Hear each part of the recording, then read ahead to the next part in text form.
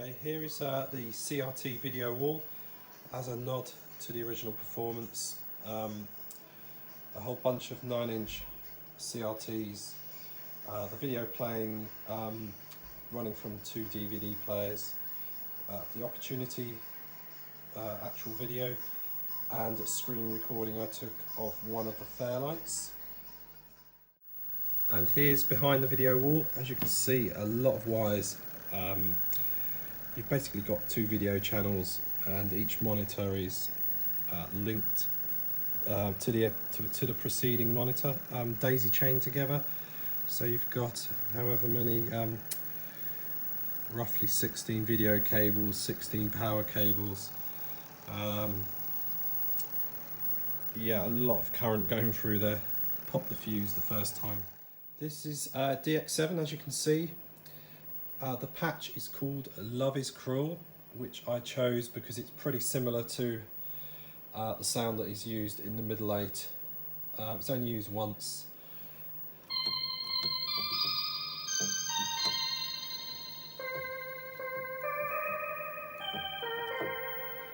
Okay, it's pretty similar to the original sound they used, close enough at least. The strings are played using an emulator too. Mikado strings, of course. Very well known patch.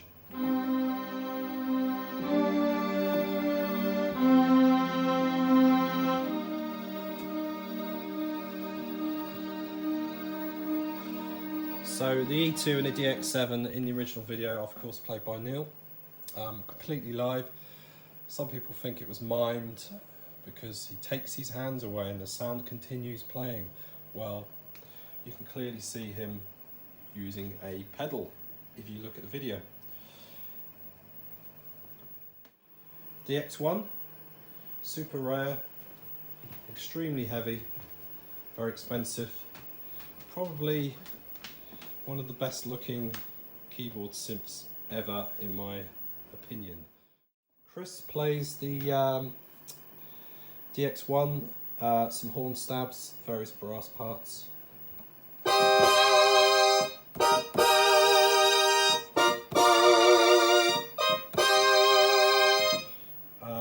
It's a multi-patch, so it's layered horns. The patch I used is tight brass, as you can see there. There's a couple of random cartridges there.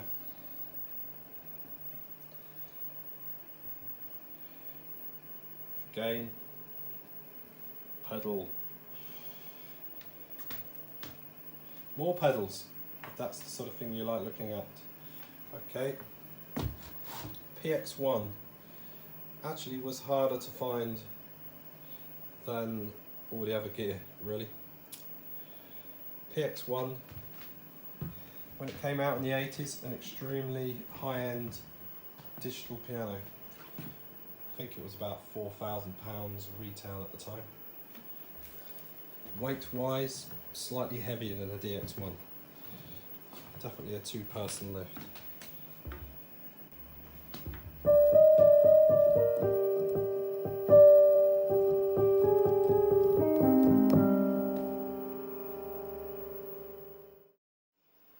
I was about 14 when the original Old Grey Whistle Test performance aired, and it always had a lasting impression on me. And all these years later, I just always fancied getting the gear together and doing a kind of synth reunion. So this whole project wasn't really trying to do some sort of cover band thing. It was more about getting the original technology together. Not the actual ones they used, of course, but the same models. And try and recreate the technical side, keyboard side, as close as possible. So coming across here, we've got DX7, the E2, DX1, which is something I never thought I'd find, PX1 here, which are actually quite difficult to find. And of course a couple of original vintage Fairlights, which also, of course, never expected to find those. up top a SRC sync box, which you can just about see in the original performance, blinking away at the back. Okay, so what we have here are two Fairlights. As you can see, the bottom one has a floppy emulator drive fitted. The top one is running a sequence disc off a floppy.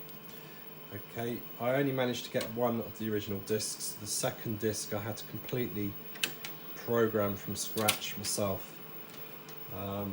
So here you've got two Fairlights on page R.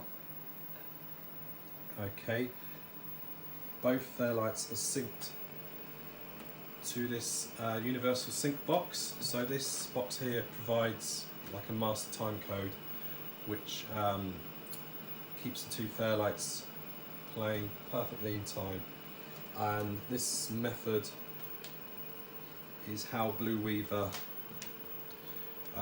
synchronized them in the original performance, I believe.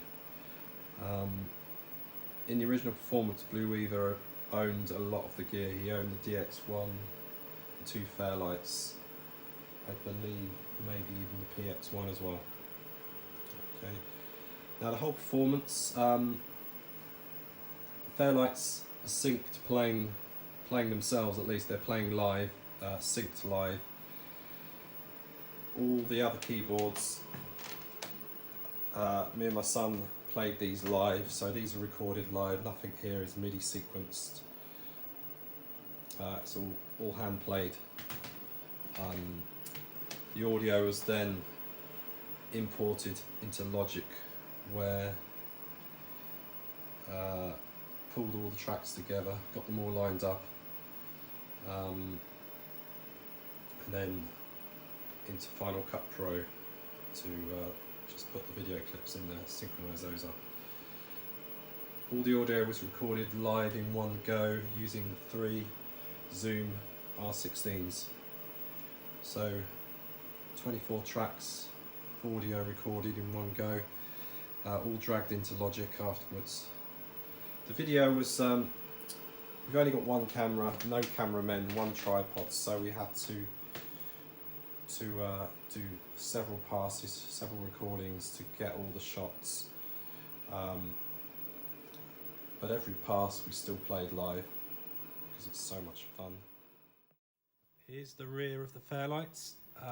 We're a few weeks away after the recording was done. Some of the wires have actually been pulled out now, so it was actually a lot busier than this behind here. So yeah, you can see the rear of the monitors at the top, one of the keyboards there, and I can't quite get to the back of the Fairlights at the moment because there's too much stuff in the way.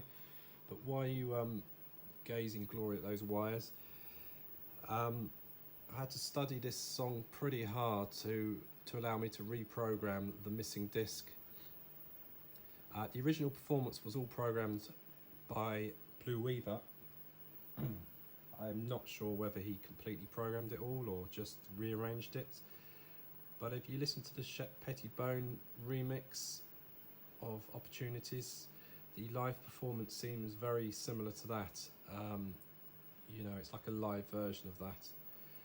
Well, probably one of the best Opportunities remixes.